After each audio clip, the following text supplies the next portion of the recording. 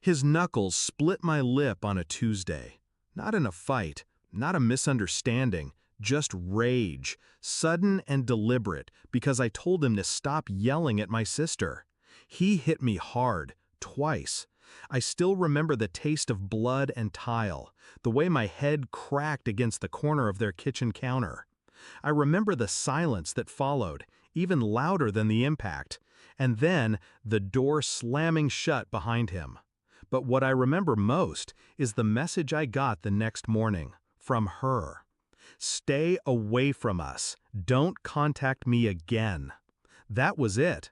No question if I was okay, no apology, no explanation, just us, her and the man who put me on the ground like I was nothing. So I stared at the screen, thumb hovering, heart pulsing. My reply was simple: done. And it was. Done with the sister I once braided hair for at 2 a.m. before prom. Done with the friend who cried into my chest when her ex cheated. Done with the woman who used to say, "It's you and me forever." Forever ended that day. But the story didn't, not yet. They had just gotten pre-approved for their dream house, some big polished thing in a new development, double garage, walk-in closets, granite counters they'd never cook on. My name was listed on their mortgage paperwork, not because I had to, because she asked me to. Said they needed a guarantor with stronger credit, just until their finances settled. I signed it back when I still believed I mattered to her.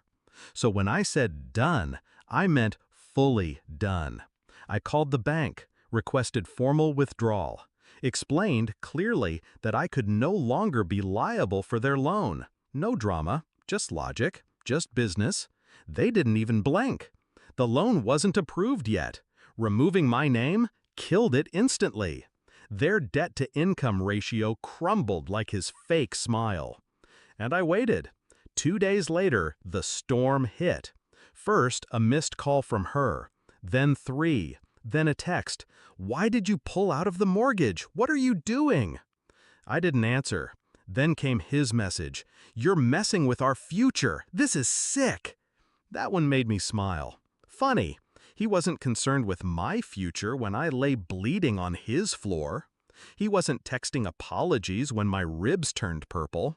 But now that the house was slipping from his hands, now it was sick? No, this is justice. They'd already given notice at their apartment, put down a deposit, bragged all over social media, keys coming soon, and #homeowners, and finally making moves. Well, I made mine first.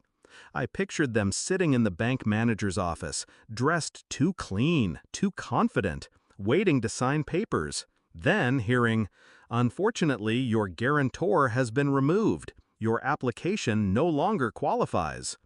I wonder if she cried. I wonder if he yelled. He seems to like yelling. The thing is, I didn't go scorched earth. I didn't post anything online. I didn't show the photos of my bruises. I didn't file charges. I didn't need to. That would have made me look desperate, weak. No.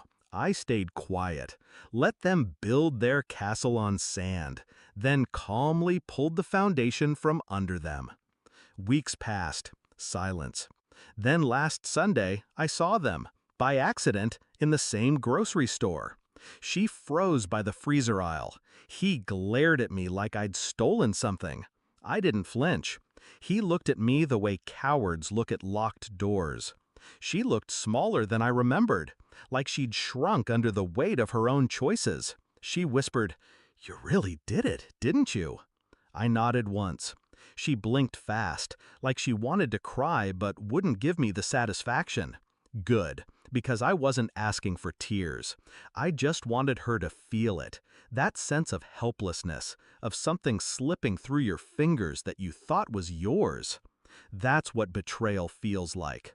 She chose him, chose silence, chose to erase me the moment it was inconvenient to love me. So I gave her exactly what she wanted: distance. And I let her discover that the bridge she burned was the same one holding her life together. They can still get a house someday, sure. Just not that one. Not easily. Not together, maybe. Because a man like him, he doesn't handle setbacks. He lashes out. And now that the high is gone, now that there's no new place to post about, no granite counters to pose and frown, she'll see him for who he really is. Maybe she already has. But that's not my story to write anymore. Mine ended the day I sent that one-word reply, done. And every move since then wasn't revenge, it was correction. Quiet, surgical. I didn't shout, didn't curse, didn't even confront. I just took back the power they thought I'd never use.